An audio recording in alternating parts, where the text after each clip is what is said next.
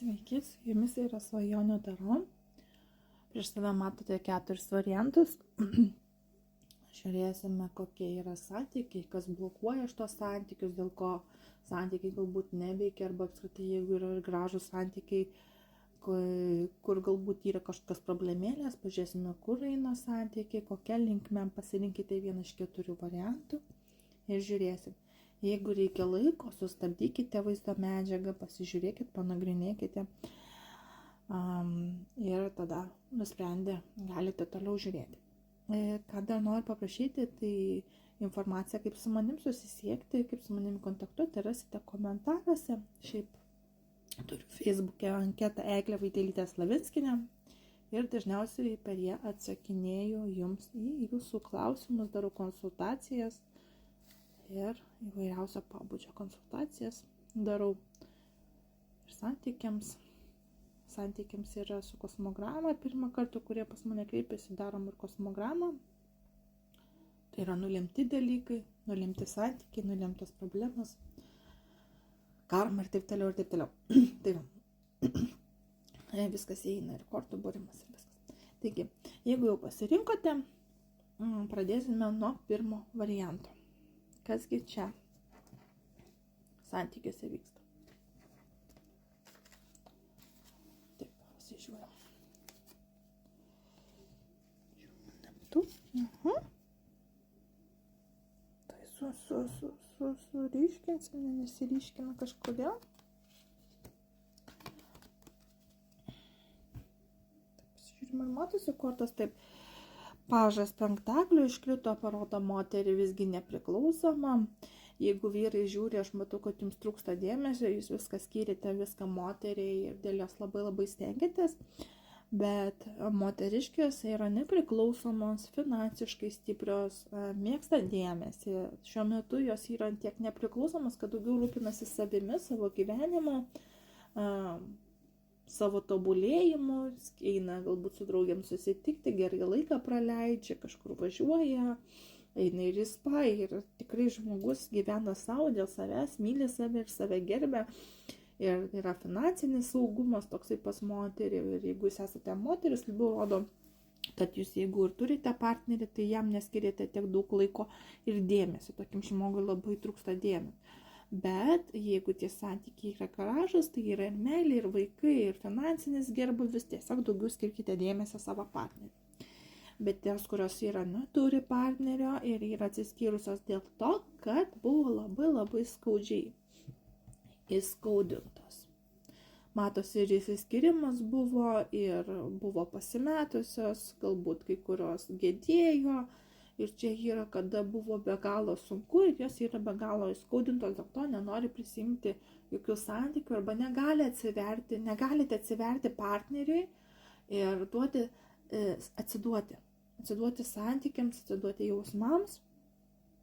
Matosi, kad davėte labai daug ir atidavėt per daug netgi, galbūt pasakysiu, ir dabar norite tam tikrą balansą gauti, norite savo skirti tai, ko neskirite prieš tai ir duoti savo tai, ko nusipelnėte. Tai pirmas variantas labiau įskaudinti ir santykiai galbūt net nėra, arba nėra partnerio, arba yra dabar šiuo metu tam tikros problemos, dėl kurių yra sunku save kažkaip tais partneriu atsiduoti arba suteikti viską, ko jūs norite. Taip, jeigu yra partneris, dar kažkodėl yra įskaudinimas, nepaleidžiate kažko, jaučiatės skausmą. Tam tikrą galbūt ir santykiai, jeigu yra, tai daugiau savim rūpinatės, bet taip atsiribojate nuo partnerio. Jeigu ir esate, tai daugiau, bet rodo, kad neturit partnerio. Taip, kas čia? Tūzas penktagalių. Va čia susiję viskas su finansais, su pinigais, su turtu, galbūt vedybos netgi buvo finansinio pobūdžio. Matosi, kad vėlgi esate įskaudintas, nebendraujate, nekalbate arba ignoruojate vienas kitą. Nenorite kalbėti nei telefonu, nei bendrauti asmeniškai, darote tam tikras galbūt sienas arba esate dėl kažko pikti. Susipykę.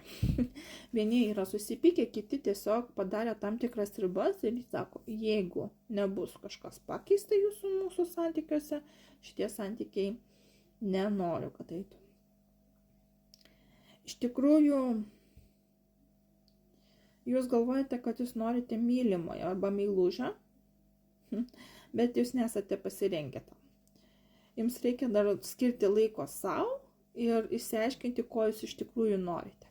Pati korta parodo, va, čia meilužis reikalingas, arba galvoti apie meilužį, nes santuokoje galbūt nėra taip, kaip yra, nes tūzas dažniausiai penktako rodo santuokinį gyvenimą, bet esate susipykę arba dėl kažko pykstat. Galbūt reikia išsiaiškinti su vyru arba su moteriam, jeigu jūs esate vyras, paverskite savo pusę ir pradėkite bendrauti, kalbėti ir neieškokite jokių meilužių, nes dar patys nesate pasirengę jokiems santykiams. Ir meilužis tikrai nepakeis to, kad kažkaip nespręs jūsų problemos. Ir čia nejuda iš vietos. Ir dar skyrybų kol kas nematau, bet matau susipykimą arba nutraukėte santykius ir tiesiog galvojate apie kažkokius naujus santykius. Nu, va čia dar neskubėkite, jeigu jau išsiskyrėte arba nutraukėte kontaktą, nebendraujate, tai skirkite dėmesį savo. Taip pat tai gali būti susiję, kad partneris arba partnerė atėjo dėl tik finansų, pasigrobti jūsų finansus, tarkim, turtą, žemės, pinigus ir tik dėl finansų čia buvo santykiai. Materializmas. Taip, čia gali būti ir toks variantas. Čia santykiuose. Taip. Čia daug darbo. Viskas su darbu susiję, pinigai, darbas ir daugiau atsiduodama darbo negu santykiams. Šiuo metu yra svarbus finansinė padėtis ir meilės ryšis galbūt nustatomas į antrą planą ir darbas pinigai. Iš tikrųjų, daug kas išaiškėja, tam tikros tiesos aiškėja, bandote viską priimti, tos pokyčius priimti, bandote užgyti. Galbūt tie pokyčiai nėra susiję galbūt su meilės problemomis, bet galbūt, sakykime, galbūt pykstatės dėl finansinės prasmės arba žmogus pradėjo dirbti, stengiasi ir neskiria jums tiek daug laiko ir jums dabar tie pokyčiai kažkur galbūt daugiau buvo meilės, romantikos, aistros, o dabar viskas išnyko, ne? Viskas pasikeitė, nebėra taip, kaip buvo. Ir tie pokyčiai gali būti tiesiog tokie lengvi, arba tai yra pokyčiai, kad kažkokios tiesos išėjo apie pinigus, galbūt apie finansinės netektis, įsiskirimas galbūt dėl darbo, arba neskiriate dėl finansų gali būti problemos. Ir blokas buvo, kad nesate vienas kitam geri ir kažkur yra žmogus, kuris yra skirtas jums, bet nepraraskite kantrybės, laukimo, tikėjimo savimi ir tikrai surasite savo tinkamą žmogų, bet kol kas matosi, kad galbūt ne tas žmogus yra, nes neskirite vienas kitam dėmesio tiek, kiek norėtumėt, galbūt dabar toksai yra nesusipratimai, pykčiai, galbūt nemaloni tiesa išėjo apie pinigus, apie finansus, apie darbą, arba tiesiog atsiribuojat vienas nuo kito ir nebėra meilės, bet čia rodo, arba nenuleiskite šituose santykiuose rankų ir dar palaukite, arba kad galbūt yra skirtas kitas žmogus jums ir tiesiog dar reikia luktelti, neskubėti, nedaryti skubotų sprendimų. Ir ketvirtas variantas, kasgi čia?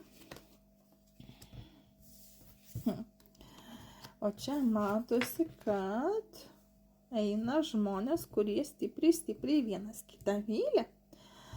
Ir yra pasiruošę tikrai santykiam, čia ir vedybos galbūt, pasipiršimas ir santuoka gali būti, ir jau susikūrė santuoka, šeima ir tikrai yra pergalė, kada žmonės vienas kitą stumia į priekį, juda į priekį, kovoja dėl santykių, matas ir pasimatymus eina, ir flirtuoja, ir skiria vienas kitam dėmesį, ir noriai tai daro, ir jūs esate sielos žmonės.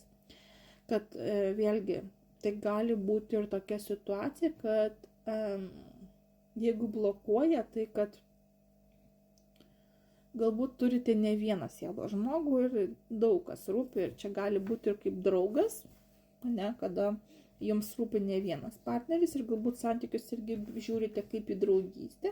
Kitų atžvilgių tai gali būti, kad jūs esate sielos žmonės ir draugaujat vienas su kitu, arba šitoj situacijai, kad galbūt yra dar kažkokie kiti žmonės ir galvojat, kad tai sielos žmonės, jūsų keli partneriai, bet jūs kažkaip tai skylate tose santykiuose ir mylit vienas kitą.